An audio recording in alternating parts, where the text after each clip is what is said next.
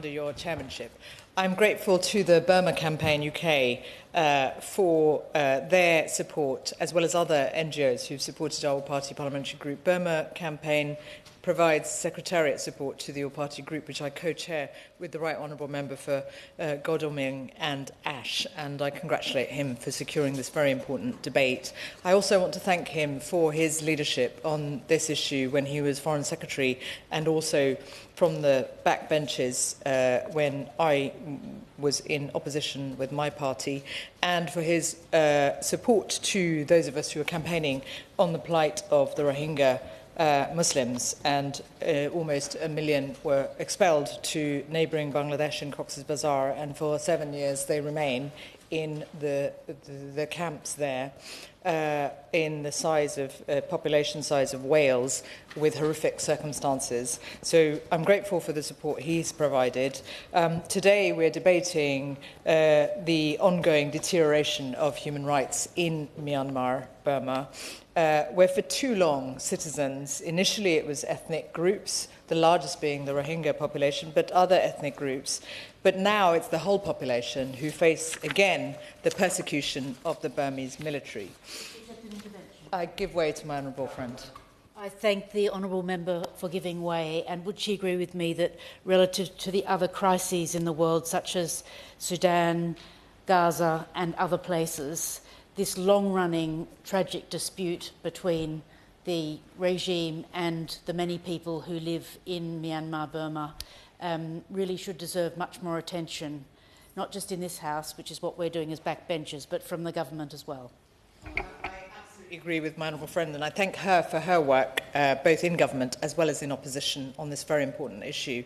It's been 5 years since the military coup, Mr Twigg, and what we have seen is a further deterioration of the situation.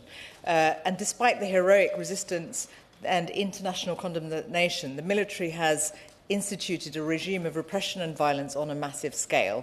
Military abuses are widespread, and 3.6 million people have been internally displaced, on top of the million that were forced out to neighbouring countries. And according to Amnesty International, military atrocities, which include war crimes and crimes against humanity, have escalated as the junta has sought to entrench its rules through abusive military operations and stage-managed elections. Armed conflict has also escalated further. The Burmese military is also stepping up airstrikes targeting health facilities and civilians, using deadly double-tap airstrikes for the first time. The regime has restricted freedom of speech, the media and internet, and as well as restrictions on human rights. The people are paying a huge economic price. I visited Myanmar twice before the military coup, and the situation was already bad, but this is significantly worse. In Rakhine State, we saw massive human rights violations against the Rohingya Muslim, but also other minorities, and internally, at that time, 100,000 people were internally displaced. Their circumstances are even worse because of the conflict there. Many international investors have, of course, pulled out, and the economic circumstances have got worse. Here in the UK, over those years, pre-military coup, there was a huge amount of work from the backbenches to get our government to take a strong leadership role. And I'm proud of the work that we did cross-party, and which led to Britain playing a leading role in ensuring that we spoke up and we sought a referral to the International Court of Justice and the International Criminal Court. And our strong historical ties leave us not just with a special responsibility, as the Right Honourable Member has pointed out, but also an expectation from the people of Myanmar that we will stand with them in their struggle for human rights and democracy. Following the 2021 military coup, the UK coordinated with global allies on the imposition of targeted sanctions which limited the access of the Myanmar military to revenue and arms. In the absence of progress on a UN-mandated global arms embargo, which we campaigned for, we successfully lobbied countries to unilaterally impose their own arms embargoes. We joined the International Court of Justice initiative such as the Rohingya genocide case at the ICJ, and publicly supported the referral of the situation in Myanmar to the International Criminal Court. And I'm grateful to the likes of Philippe Sands and others who have been involved with that work. Mr. Twigg, that didn't happen by accident. That happened because members of Parliament worked together to ensure the UK government supported the ICJ referral.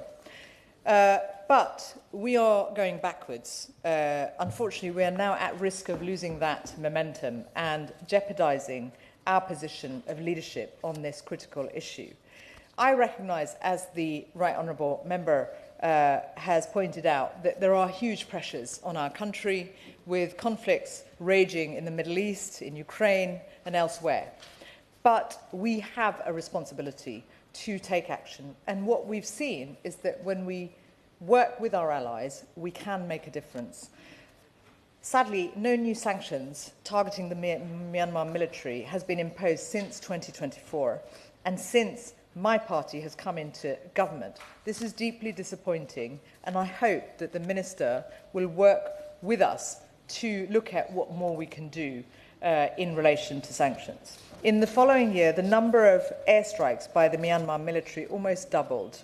The tactics of the military has also changed. The military is moving away from airstrikes mainly targeting front lines to having a greater focus on civilian targets, including health facilities.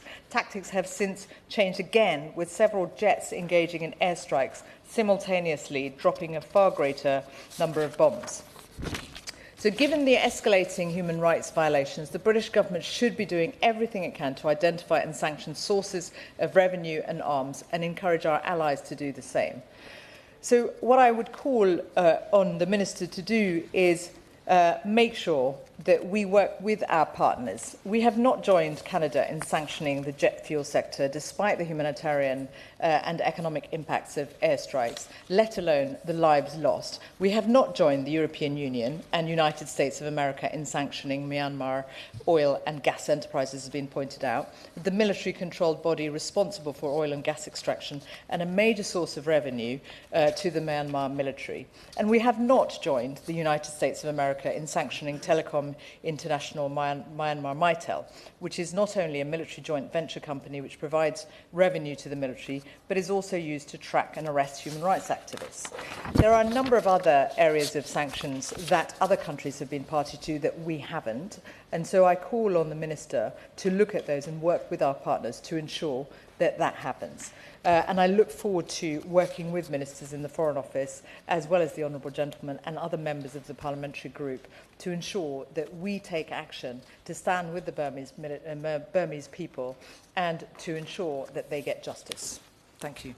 Minister.